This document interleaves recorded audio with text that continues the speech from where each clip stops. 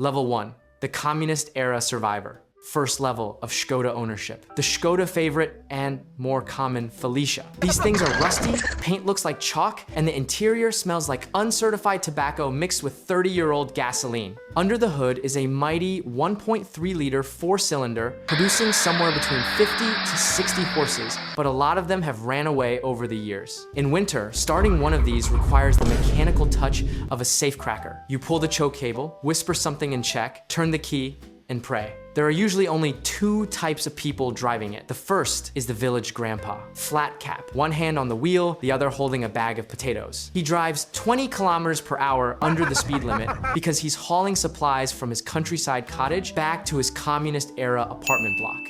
And then there's the 19-year-old. Bought the car for 500 euros, welded the differential, and cut the springs with an angle grinder. For him, this is a drift machine. The heating system has only two settings, Arctic Tundra or melting the dashboard directly into your shoes. Yet still, this car will probably outlive humanity. Level 2, budget boy racer. Here things start getting dangerous. This is the Škoda Fabia 1.2 HTP, or if the owner has a little more ambition, the Fabia Mach 1 VRS and the legendary Octavia 1.9 TDI. One door in a completely different color because it came from a local scrapyard, and a fake carbon fiber sticker on the fuel cap. The cheaper version has the 1.2 HTP. In Czechia, HTP has many meanings.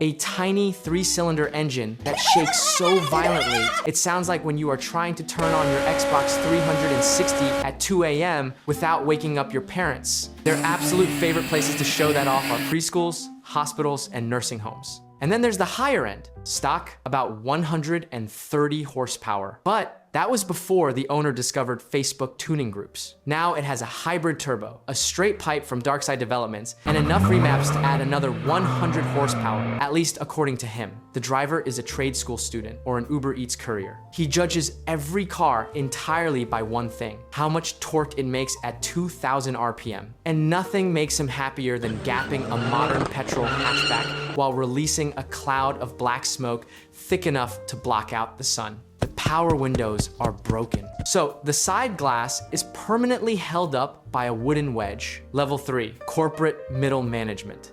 Level 3 is where the Škoda owner starts believing he has beaten the system. The Škoda Superb, usually finished in what can only be described as corporate fleet gray. Impeccably clean, always washed, not because he loves the car, but because it technically belongs to the company. Under the hood is usually the sensible 2.0 TDI, around 170 horsepower, enough torque to overtake you on the highway while barely raising the RPM. But there is also the 2.0 TSI, almost 280 horsepower, all-wheel drive. Basically, a Golf R in a tuxedo. The driver is some kind of sales representative, lives on the highway, screams into a Bluetooth headset. He commutes between regional branches of his company and always knows which rest stop has the cleanest toilets. And when it rains, that's his favorite moment, because he gets to pull the built-in umbrella out of the driver's door and for about 5 seconds genuinely feel like British royalty. Level 4, green energy entrepreneur. This is the Skoda Kodiaq or the electric Eniaq. We are not going to talk about that one. Usually the Sportline or Lauren and Clement version. Massive, spotless, and always ordered with the biggest factory alloy wheels possible. It has a roof rack, of course, but of course it hasn't been used even once. The bike has never touched it. He owns a local solar panel company or a heat pump startup, wears a crisp white shirt, no tie, and an expensive smartwatch. He wanted a big SUV to look like a successful businessman, but bought a Skoda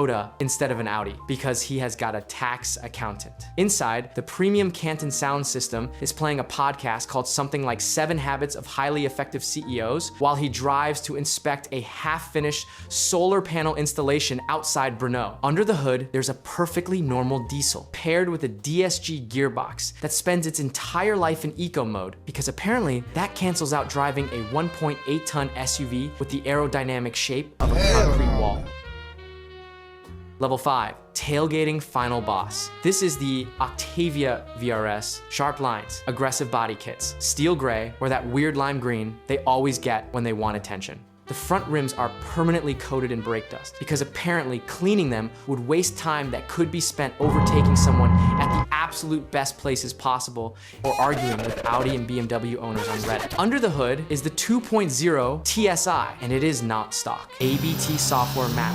Stage 1, maybe 2. The owner will tell you it makes 340 horsepower. It probably doesn't, but it does have a pop and bang aftermarket exhaust that makes sure the entire neighborhood hears him leaving for work at 5:40 in the morning. This man is the hyper-aggressive lane splitter. If you are doing the speed limit in the fast lane, he is already behind you, flashing his matrix LED lights. He is wearing a Skoda motorsport jacket because he genuinely believes his family wagon can beat stock Porsches on the highway.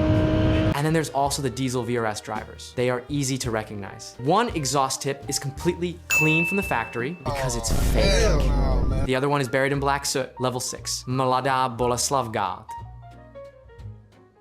The final level of Škoda ownership, the Škoda Fabia RS Rally 2. And yes, this is still technically a Fabia, the same model name as the 3-cylinder lawnmower from level 2, except this one costs 200 times as much, around 300,000 euros before spare parts. This is a purpose-built customer racing weapon that dominates WRC2. Massive carbon fiber wide body, roof scoop, dual element rear wing, long travel suspension. It looks less like a hatchback and more like something that escaped from a military testing facility. Under the hood is a restricted 1.6-liter turbocharged 4-cylinder, 289 horsepower, permanent mechanical all-wheel drive, and a 5-speed sequential gearbox. No comfort, no screens, no ambient lighting, no fake carbon fiber sticker on the fuel cap, just a digital display, a welded roll cage, and a start button on a motorsport steering wheel. This is the peak of Škoda's 50-year rally heritage, driven either by professional WRC2 drivers or local rally maniacs who can slide sideways through a dense pine forest at 160 kilometers per hour. Their reflexes are so fast they could probably dodge bullets. Okay, feel free to drop a comment or suggest what other types of content you would like to see.